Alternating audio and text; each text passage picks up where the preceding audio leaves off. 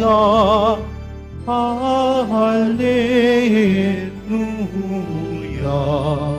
Hallelujah,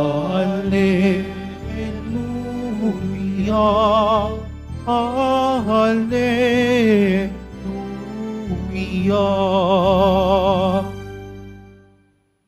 Sumainyo ang Panginoon. At sumaiyo rin. Ang mabuting balita ng Panginoon ayon kay San Lucas. Papuri sa iyo, Panginoon. Noong panahong iyon, nakatayo si Jesus sa baybayin ng lawa ng Genesaret. Pinagkalimpumpunan siya ng napakaraming tao na ibig makarinig ng salita ng Diyos. May nakita siyang dalawang bangka sa baybayin, nakalunsad ng mga mangingisda at naguhugas ng kanilang mga lambat. Lumulan siya sa isa sa mga bangka at hiniling kay Simong may-ari nito na ilayo ng kaunti sa tabi. Naupo siya sa bangka at nangaral sa mga tao. Pagkatapos niyang magsalita ay sinabi niya kay Simon, "Pumalaot kayo at ihulog ang mga lambat upang manghuli." Sumagot si Simon, "Guro, magdamag po kaming nagpagod at wala kaming nahuli.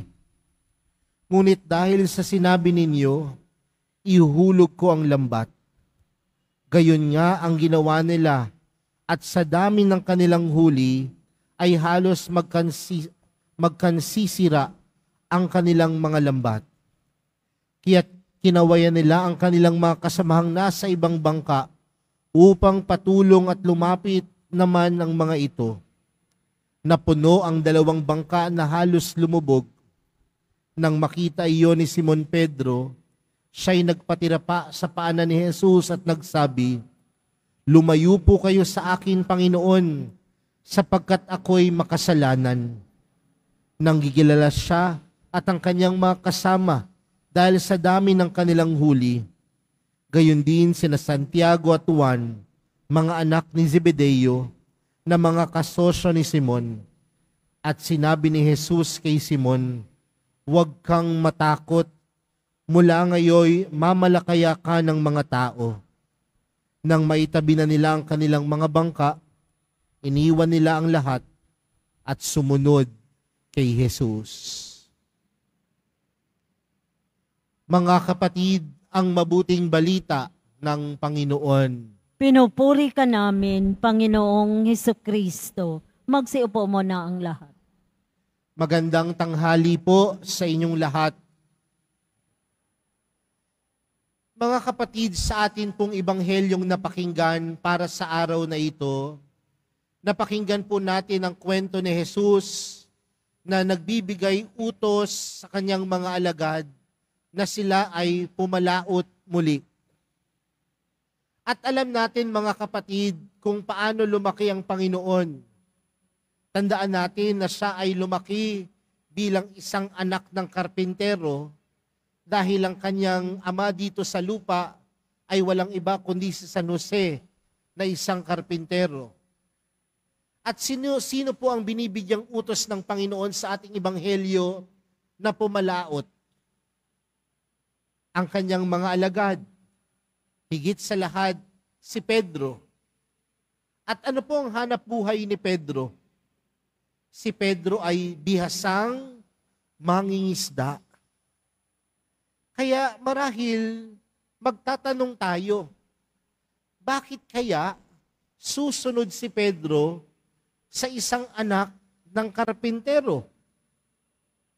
Bilang anak ng karpintero, marahil hindi naman siya bihasa sa pangingisda.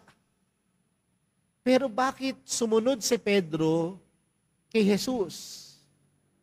At si Pedro may karanasan. Halos buong gabi silang nangisda at wala silang nahuli. Pero saan nagmula ang pagsunod ni Pedro kay Jesus? Hindi dahil gusto lamang sumunod ni Pedro kay Jesus.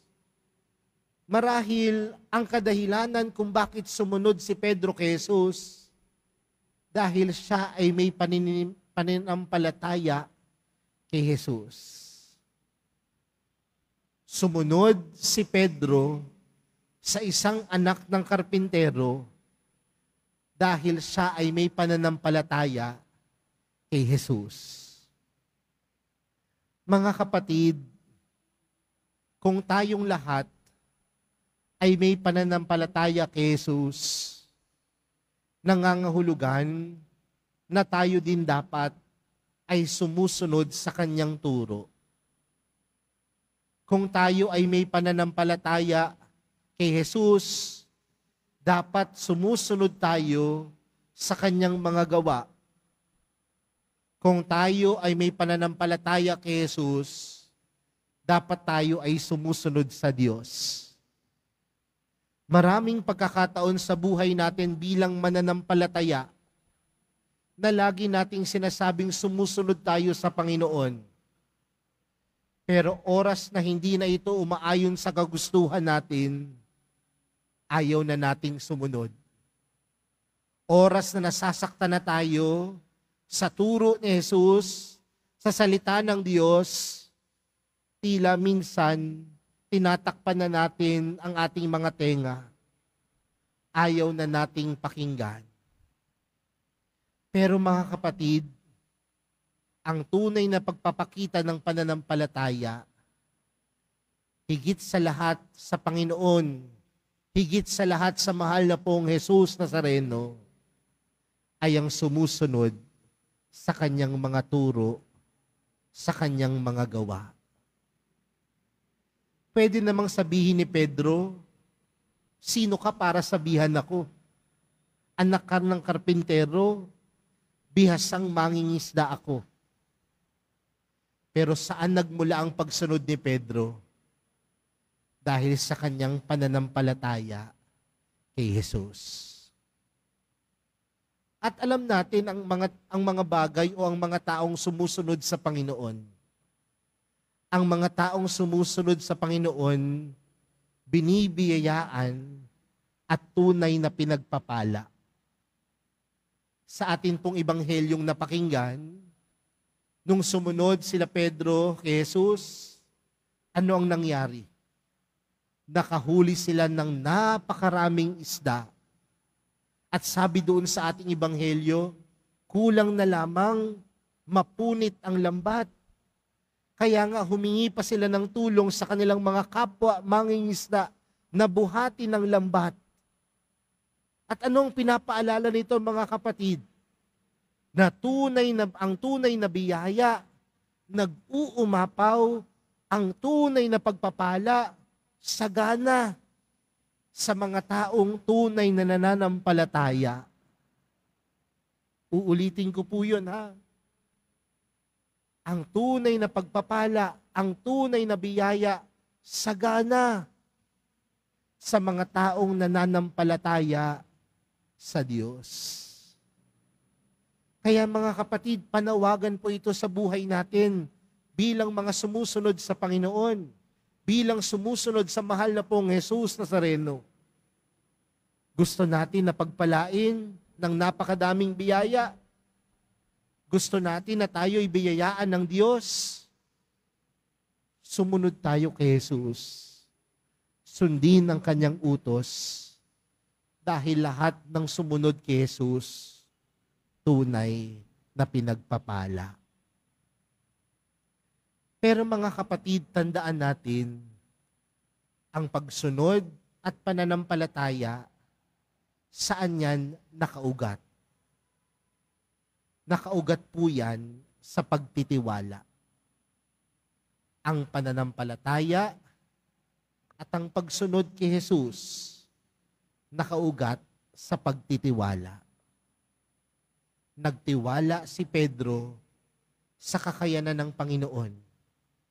Nagtiwala si Pedro sa kung ano ang kayang gawin ni Jesus. At doon sa pagtitiwalang iyon, sabi doon sa ating ibanghelyo, iniwan nila ang lahat at sumunod kay Jesus. Ang mga taong tunay na nagtitiwala sa Panginoon, handang iwan ng lahat upang manampalataya at tumupad sa kanyang utos. Kaya mga kapatid, sa araw na ito, pinapaalalahanan po tayo na ang bawat isa sa atin ay tunay na mananampalataya kung tayo ay marunong sumunod sa turo ni Jesus. Kung tayo ay marunong sumunod sa utos ni Jesus. At ang utos ni Jesus, tunay na magbibigay sa atin ng pagpapala at biyaya. At kung tayo ay nakaranas ng pagpapala at biyaya mula kay Jesus, marunong din tayong bumitaw upang tayo ay magtiwala sa pagpapala at kabutihan ng Diyos. Kaya mga kapatid, kung ikaw ay mananampalataya, kung ikaw ay deboto ng mahal na pong Jesus Nazareno, sumunod ka. At kasama sa iyong pagsunod kay Jesus, nandiyan ang biyaya. At kasama sa biyayang yan, ang kakayanan mong magtiwala sa kabutihan ng Diyos. Amen.